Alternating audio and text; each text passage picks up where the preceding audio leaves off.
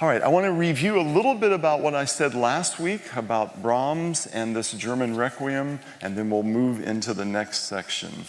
So, Johannes Brahms is going to write this German Requiem, and he does it following the death of his very close friend and mentor, Robert Schumann, but even more so after the death of his mother, Christiane Brahms. She's going to die in early 1865.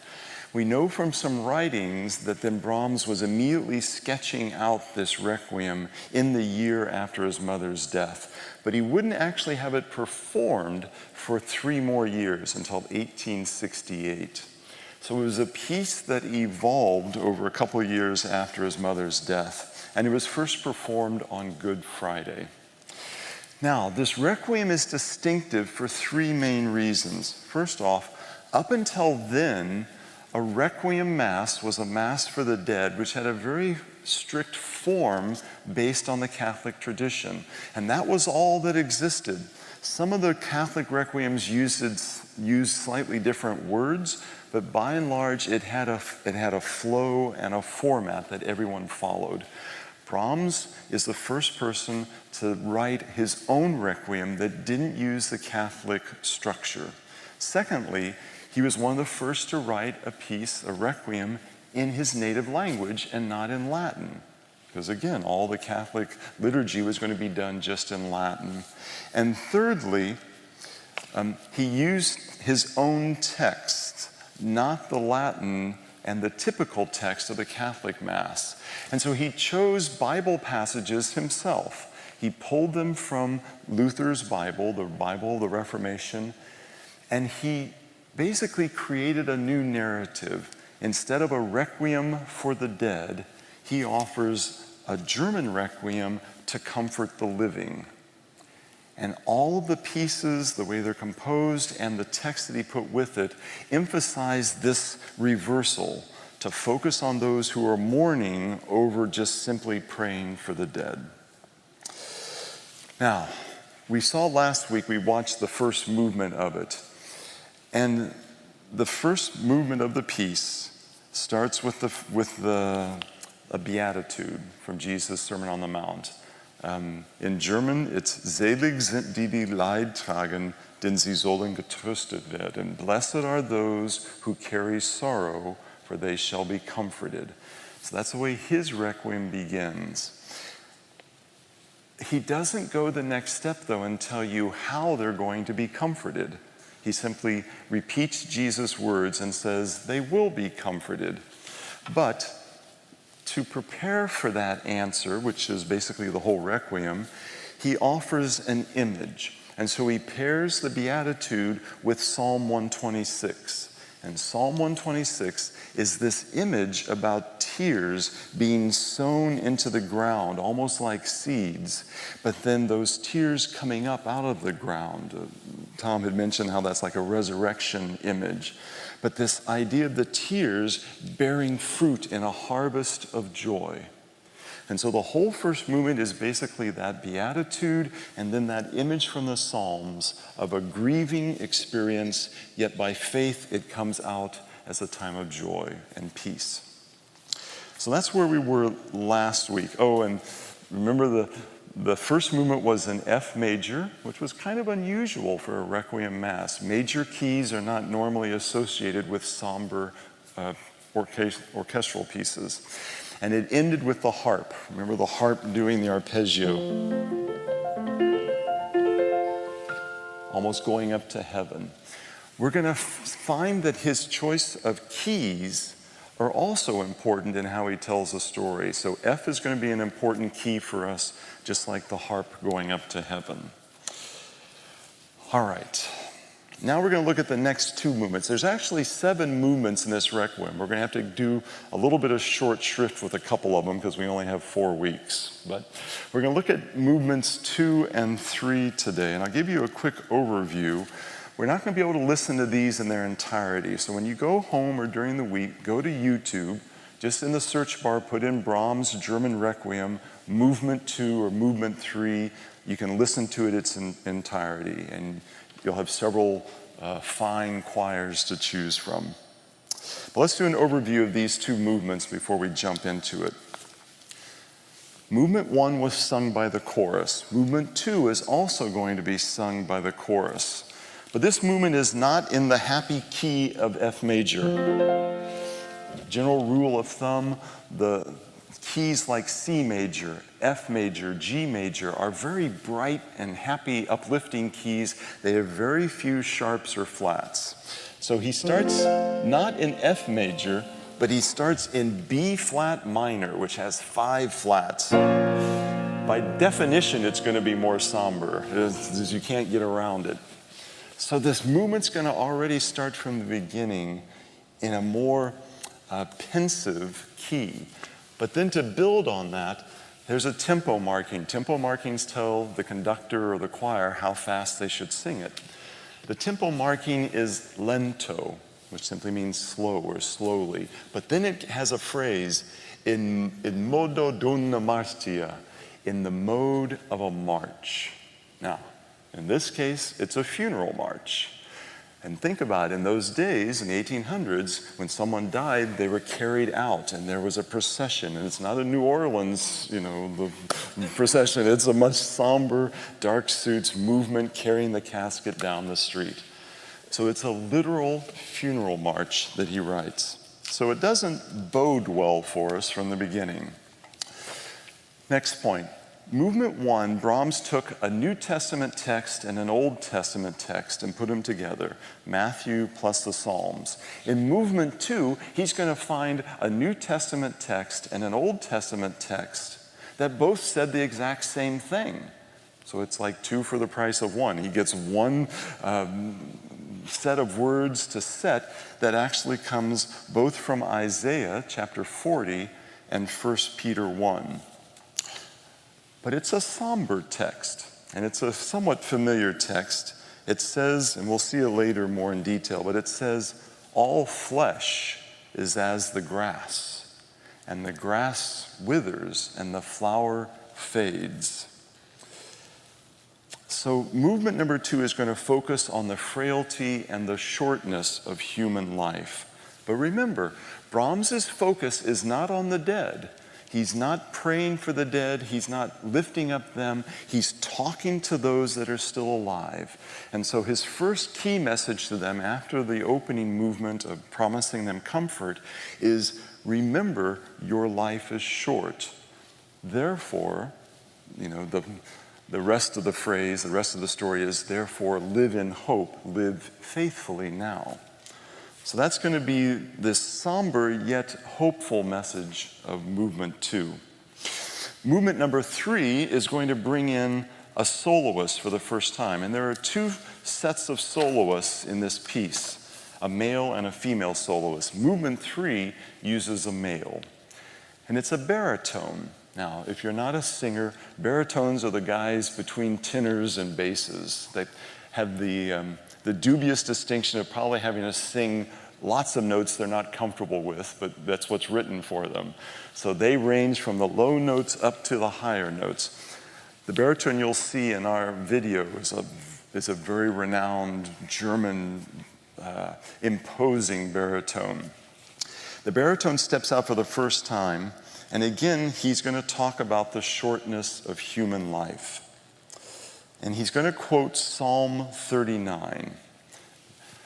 Now, first point, this male figure coming out to speak to us, basically like in a funeral service, in some ways could be seen as Brahms himself. This male struggling with the death of his mother, because the soul is going to come out there and his first request is, Lord, Psalm 39, Lord, teach me to know the measure of my days. Let me know and remember the shortness of my life, that I may learn from that. So, movement 2 reminds us that life is short, looks at the flowers and the grass. Movement 3 is a male figure now asking God, help me remember that fact. So these 2 movements are both about guiding the living around the topic of death itself.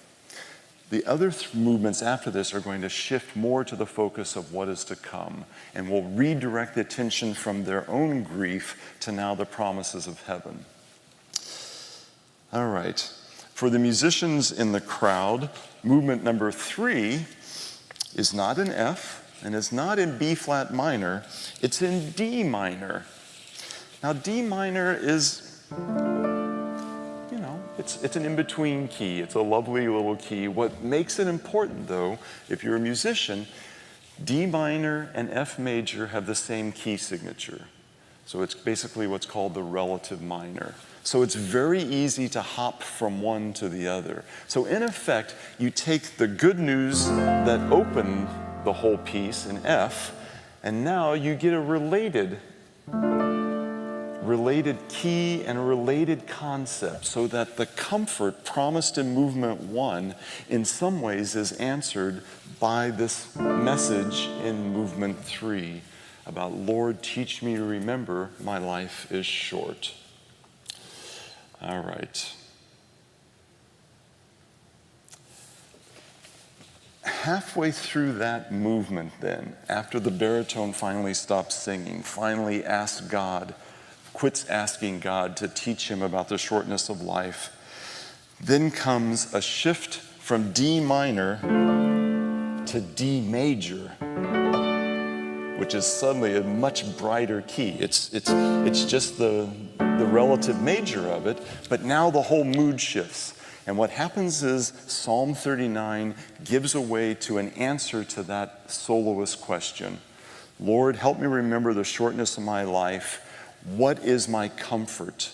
Then there's a little segue, and the answer comes, the Lord your God is your hope and is your comfort. And then boom, it goes into D major, and suddenly there comes a quotation from the Apocrypha, from the Wisdom of Solomon, about how the souls of the righteous are held in the hand of God, and it's played out in a 4-part fugue. Now, there was about 16 words in those last 2 sentences I'll have to explain, but we'll talk more about the Apocrypha, Wisdom of Solomon, and the fugue. So we'll come back to all of that. But having said that, now we get to come to the fun part. This was my favorite part in putting this whole thing together, is the video I'm going to show you in a little bit. Anyway, Brahms creates his own text, right? So we hold that idea that he's putting together the words. We always want to look and see what he has rejected and what he has chosen. What were the options in the Requiem Mass and what he did in place of it.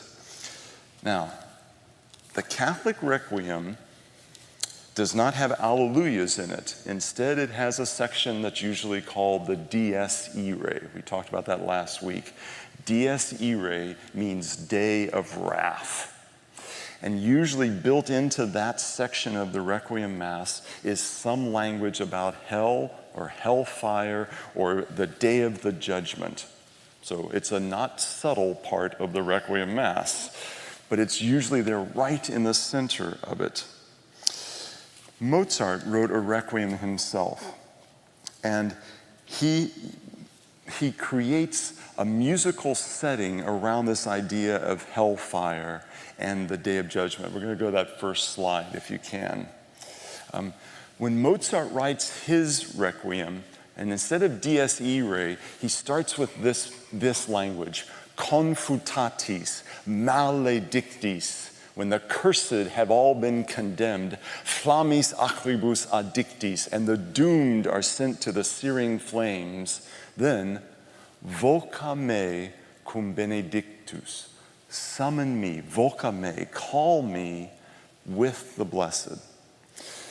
Now, Mozart is going to,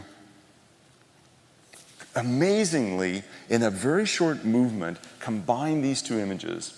So we're going to shift now, and this, for the people at home, might be ready to go and watch the first video. This is a clip from the movie Amadeus, which is a great movie. Now, It takes some liberties with the history, so don't buy it as a music history gospel. But Salieri did know of Mozart. Mozart did write a Requiem Mass near the end of his life for a mystery suitor. They since have determined who it was. But at the same time he was writing the Magic Flute and writing the Requiem, part of it seemed to weigh him down. So this is a scene from the movie when Mozart is dictating the confutatis to Salieri to somehow capture in music both the idea of hellfire and the idea of the voices of heaven calling out, call to me, summon me with those that are saved. So you can click on the video if you're at home, and otherwise we'll watch the... Where did I stop? Tengo de ricordare. Statuens in parte So, dextra. now, confutatus maledictus, get confounded, flammis acrobus addictus. How would you translate that? Consigned to flames of woe. Do you believe in it? What? Fire which never dies, burning you forever. Oh, yes. Possible. Come, let's begin. We ended in F major. Yes? So, now, A minor.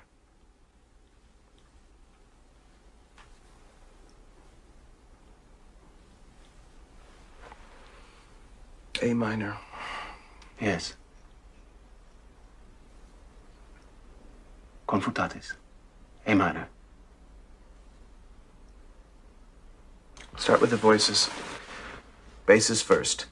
Second beat of the first Time. common time. Second beat of the first measure. On A. Second measure, second beat. Maledictus. You see? Yes, G sharp. Of course. Yes. Second beat of the third measure. On E.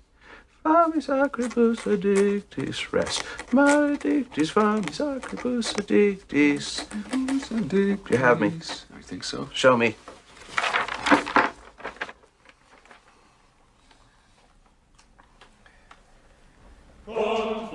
Confutatis maledictis, flammis acrobus addictis, maledictis, flammis Good. acrobus Good. Now the tenors. Fourth beat of the first measure on C. Confutatis. Second measure, fourth beat. D. Maledictis. All right. Yes, continue. Second beat of the fourth measure on F. Flammis acrobus addictis. Flammis acrobus addictis. Now the orchestra. Second bassoon and bass trombones with the basses. Identical notes and rhythm. First bassoon, tenor trombones with the tenors.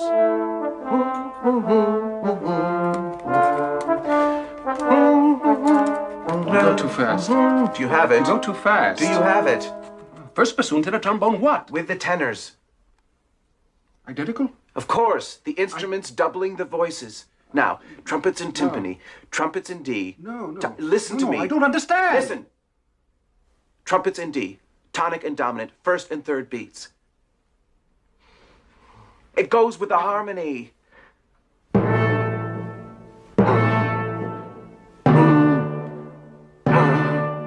Yes.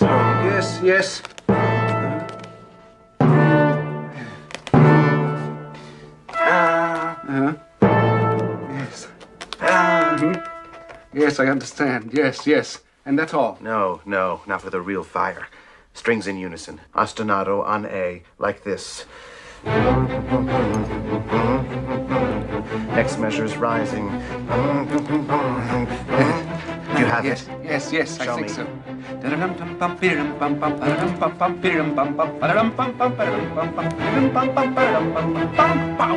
It's wonderful. Yes. Go on. Voca me. Sotto voce. Write that down. Sotto voce. Yes. Pianissimo. Voca me. Pianissimo. Benedictus. Yes. Call me among the blessed. C major. Sopranos and altos in thirds. Altos on C, sopranos above. Oh, come benedicte. Sopranos up to F on the second vocal? Yes. Yes, yes. And on dictus. Yes. And underneath, just violins, arpeggios. Descending scale in eighth notes, and then back to the ostinato again. And that's it. Do you have it? Go too fast. Do you have it? Go too fast. One moment, please. One moment. Yes. Good. Show me. The whole thing, from the beginning.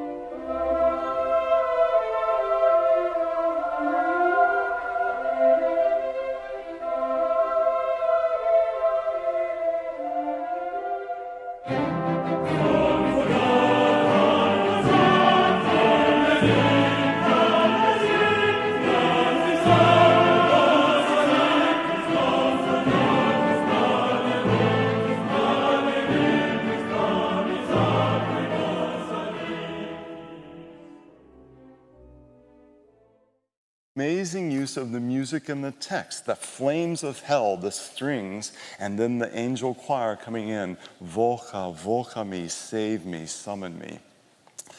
Mozart was able to do that in his Requiem. Brahms wrote nothing about hellfire in his Requiem, and he had lots of scripture he could have chosen from. Mozart had the Catholic Requiem text of Confutatis. Brahms could have done Matthew 25, verse 41. Depart from me, you accursed, into everlasting fire, prepared for the devil and his angels. 2 Peter 3:10. On the day of the Lord, the earth and all the works therein shall be burned up. So the language was there in the scriptures around him. But again, Brahms isn't focusing on a day of judgment. He's not focusing on faith as fire insurance. Instead, he's talking about the human condition. He wants us to think about what it means to be human, mortal, and humble. And so he composed these two movements to focus on what we need to know now while we're living, with the promise of hope and faith that comes to us in this life. So we're going to go back to the second movement here in the funeral march.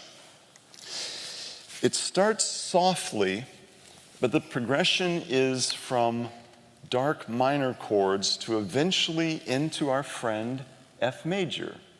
The movement from B flat minor to F major is not an obvious one, but they're close neighbors on the keyboard.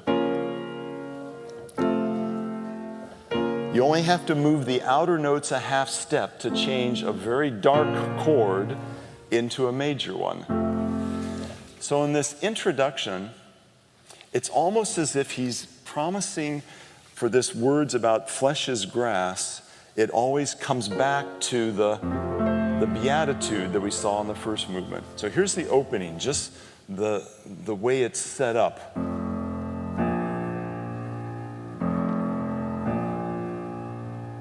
Remember, it's a funeral march.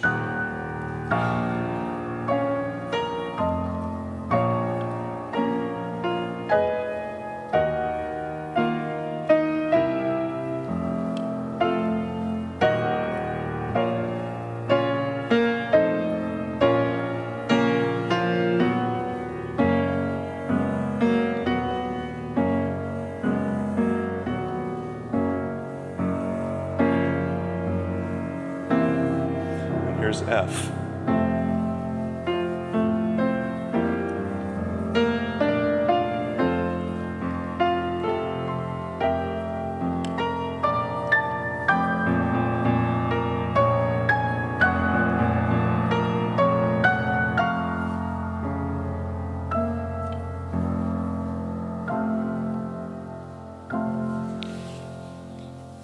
So a slow, quiet funeral march in a minor key, but that's persistent in moving to a major key. All right. At that point, the voices are going to come in, and it's going to be the male voices, the low voices, and they're going to talk about how all flesh is grass. We can do that slide to show you the words.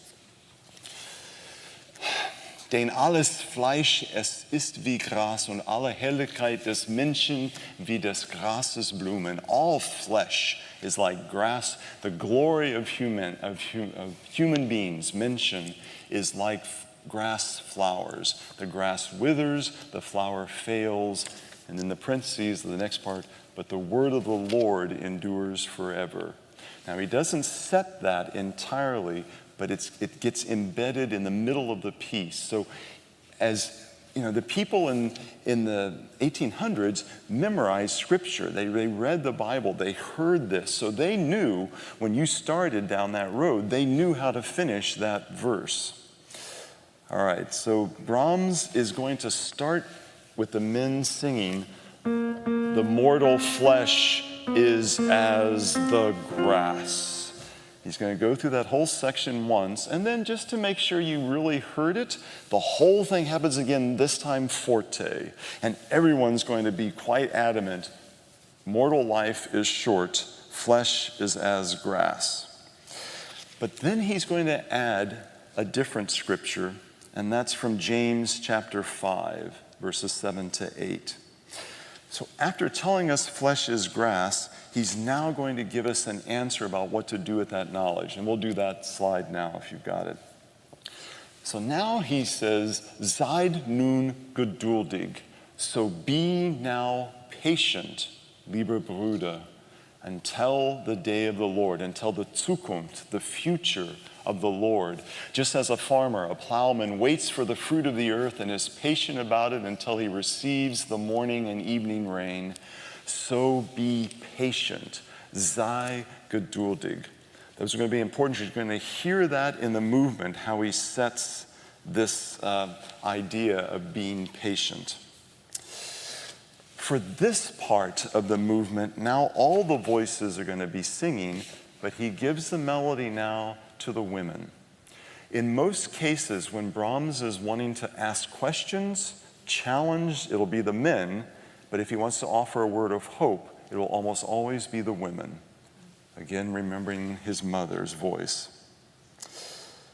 So we're going to shift again to the first 6 minutes of that movement number 2. You're going to hear the repetition of all flesh is grass, first soft. You'll hear the funeral march start, and then it'll get quite loud, saying the exact same words. Then the women will come in with the comforting words, sei geduldig, be patient. And for those of you watching on the live stream, remember, you're going to click now on the second video link below the YouTube box.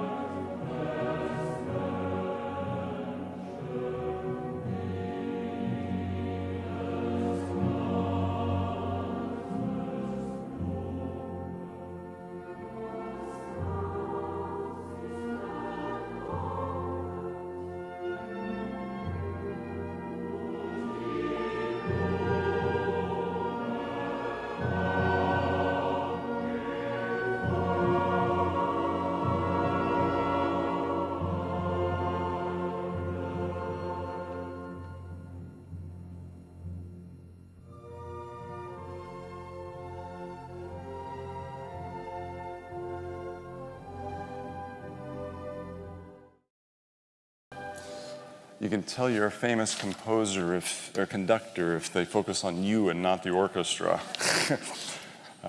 So that's kind of that's all we're going to be able to do out of this second movement. It's going to repeat and get loud again, and then it's going to come to another fast part. So it's a lovely ending, a word of promise, but we have to get to movement 3.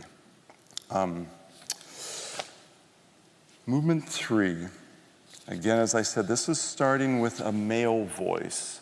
The male voice is going to speak and ask the question from Psalm 39 about the end of our days. So let's do that slide if we have that, please.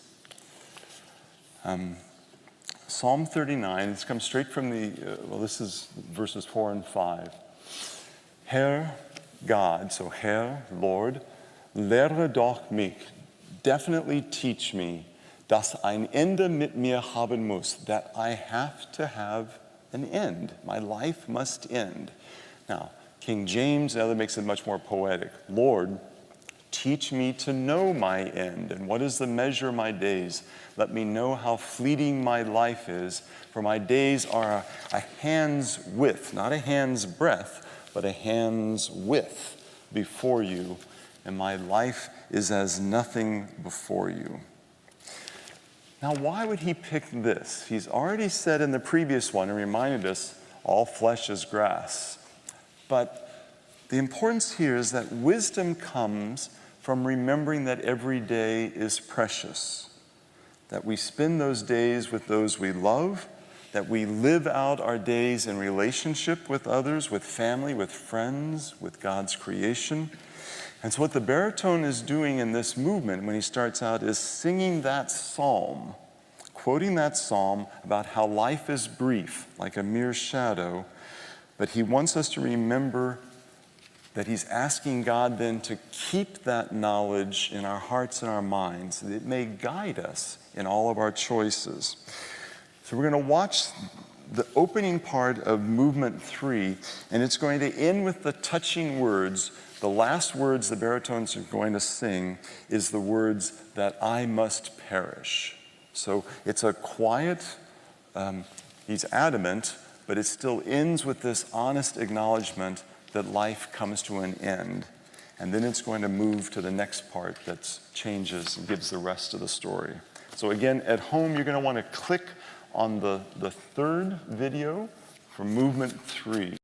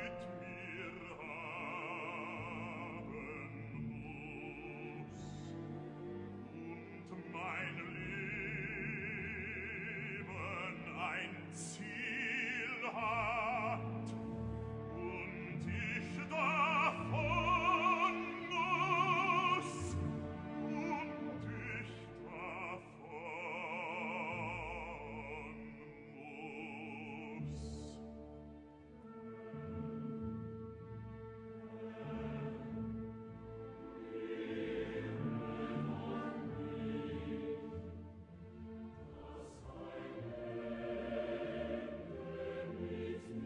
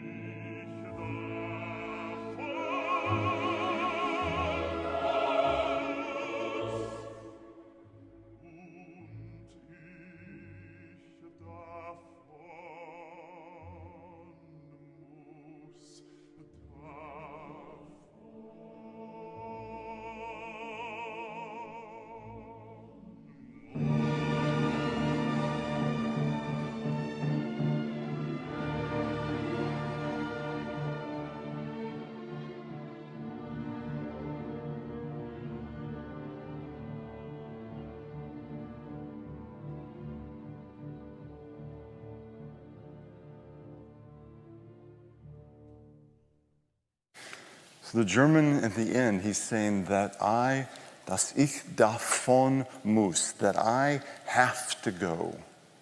In English, we turn into that I will perish. All right, so that's where this opening soliloquy ends up.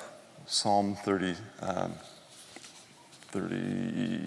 something, 39, I think. Then there comes a middle section in the movement that basically goes to the next question. So, Lord, what is my comfort? If that's the reality, flesh is as grass, I have to leave this life. You've taught me to remember that. What is my comfort? The middle section pivots on this phrase where they say, my comfort is that my hope is in you. My hope is in the Lord. So that's also quoting from the psalm. It's going to move in that moment, like I said earlier, from D minor, after talking for quite a while about where is my comfort. It's going to move up to the major and suddenly come to, and then quietly the voices are going to spell out my hope.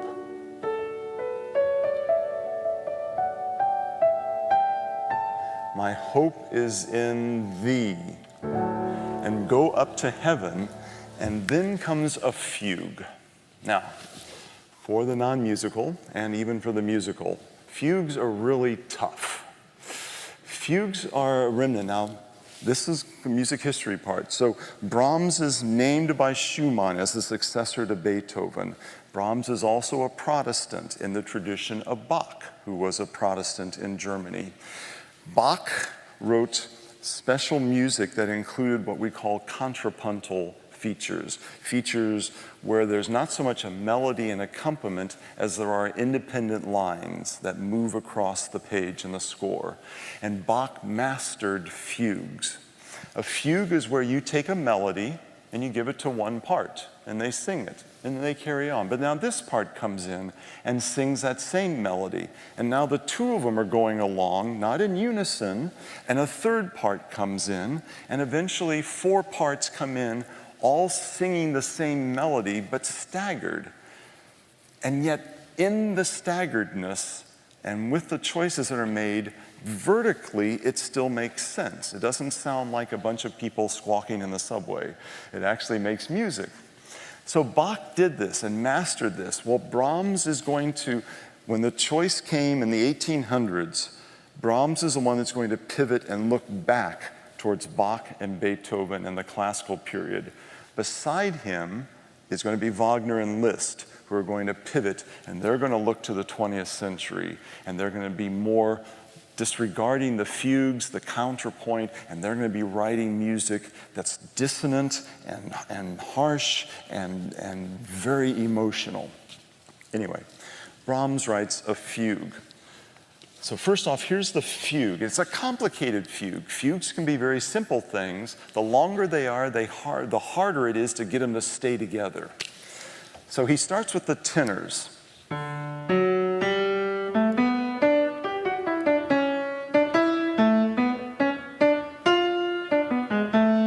That's all one melody. Poor tenors have to learn all those notes and get up to a G natural. Halfway through their singing, then the altos come in on A, which is a relative key, but the same basic melody.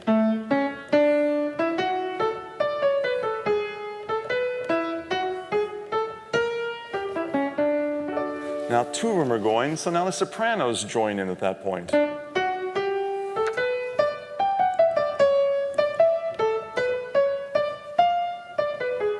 And then not to be left out, the basses finally.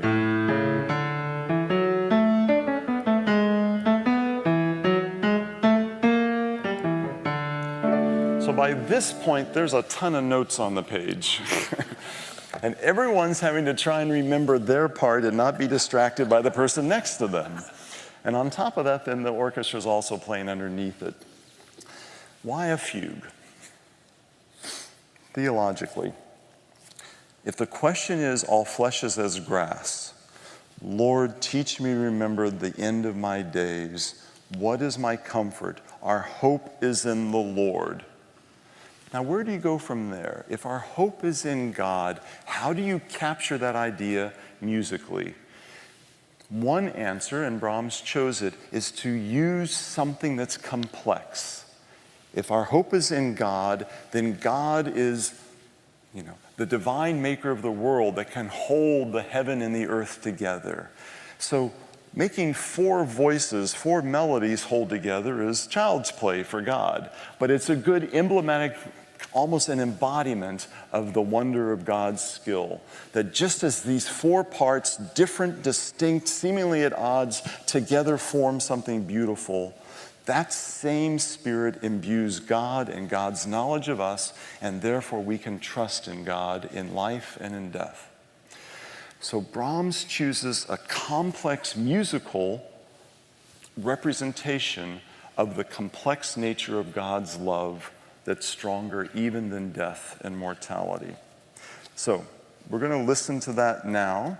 So this is video. This is the last video. So the movement through, this comes from the end of it, and all the voices are going to be on top of each other, so don't try and figure out the words. We'll come back to them. And for those at home, this is when you'll need to click on the last.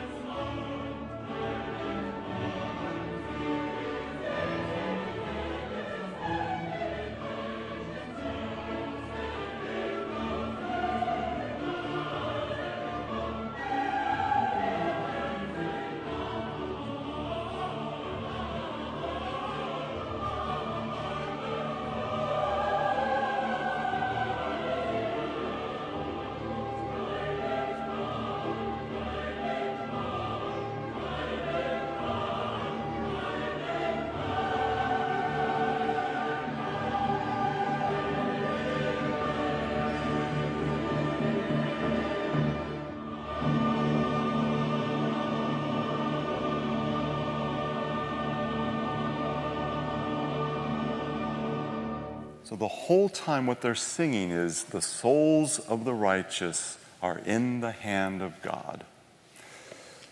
Now that comes from the Apocrypha, which is the texts that were written that were used in the church, but they were texts that were written between the two testaments. So we have the Old Testament that stops with Malachi, you have the New Testament that starts with Matthew and Paul's letters. There's about 500 years between those. And there were things written about God by people of faith in those 500 years. About 100 BC, there was several books written by the Jewish community. One of them was called The Wisdom of Solomon. It was kind of like the book of Proverbs, lots of guidance on how to live your life. And so Brahms, in this case, takes a verse from the Wisdom of Solomon, and that's what he paired with, Lord, teach me to know the measure of my days. What is my comfort? The souls of the righteous are held in the hand of God. Remember, the same life that's only a hand width, but this hand of God holds you forever. Now, why was Luther using the Apocrypha? We always associate that with the Catholic Church, but the Apocrypha has probably about 12 different books in the Apocrypha. They were part of the standard Bible that was used all during the time of the Reformation, and they were even translated into Luther's Bible. They aren't going to be removed until the late 1800s, so after Brahms has written this. So if you buy a Revised Standard Version study Bible, it'll often have the Apocrypha in it. But typically Protestants don't use the Apocrypha, and the Catholics only occasionally still use it. But it was in Luther's Bible that Brahms was using, and it was part of what he chose. All right, so to wrap this up, and then we'll do some questions. Brahms is doing this Requiem to comfort the living, not just to pray for the dead. He's not here to warn us about the final judgment, but instead to give us the tools we need to live by faith while we're alive, even if our lives are short, trusting that God's love endures forever. And the one in whom we trust is beyond our ability to fully grasp how that happens, why that happens. It's simply we're called to trust in it as part of that mystery of God's love that holds us in eternity in God's hand. And in that is the comfort for those who mourn. You follow? So in these first three movements now, he's offered the comfort, and now he gets closer to explaining how it works by pointing to the one in whom we trust. All right. Next week, we're going to look at the next two movements. It's going to shift from earthly matters to more heavenly topics. There's going to be a choral piece that talks about heaven. How lovely is thy dwelling place, O Lord of hosts. And then comes a soprano soloist who's going to sing words of comfort as a mother, almost a mother comforts her grieving son. I have a soprano coming, Kimberly Christie. It's going to be singing that movement for you, and she'll sing a bit of the previous movement as well. So we'll see if we use videos or not next week. I've twisted Beth and Marty's arm to try and maybe sing with her if they're up for it, but we'll definitely have Kimberly here. All right. It's 7 to 8. Let's stop there for now, and let me see if you have questions on this material. Yeah, Karen. It was also pretty impressive that Von Karajan's choir didn't have any music. Yeah, well, but I'm not surprised that Von Karajan demanded that. Yeah, and so those are all German choirs. None of them are in mortal pain trying to pronounce all the German words. They just, because Americans, when we try and speak German, throw it too far back in our throats, and that's why it becomes very difficult for us to speak German clearly. German's actually a very frontal language, and so you saw them very relaxed. Die Herrlichkeit den Herrn ist für Ewigkeit. It's all right here in the lips. But you had asked, or somebody had asked how how the Requiem was received when it was first performed. So I did a little research on it, and the first time it was performed, it didn't go real well. He didn't do all of it. He just did like 3 or 4 movements of it as sort of a teaser. And everything was going really well until the third movement, what we just heard, and the percussion player misread the score. And where it was supposed to be pianissimo, he was playing fortissimo. So all of a sudden these drums came barreling through, and everyone said, "What was that racket?" And they totally ripped the piece. Well, he recognized that wasn't, that was a mistake, and eventually they figured that out. So he does his first big performance in Bremen, in the cathedral on Good Friday. There were 2,500 people there. It was a huge concert because they also did a bunch of other pieces, not just his, that night. Well, it was very well received, so well received that he had to do the entire Requiem again 2 weeks later. And then eventually he did it fairly soon thereafter in Leipzig and then all through Europe. So within the first year, it was clearly being recognized as a monumental new work. But if you had to guess where it went well and where it didn't go well, you had to look at the religious demographics of the cities. When he performed it in Protestant cities, Bremen and Leipzig, huge, loving reception.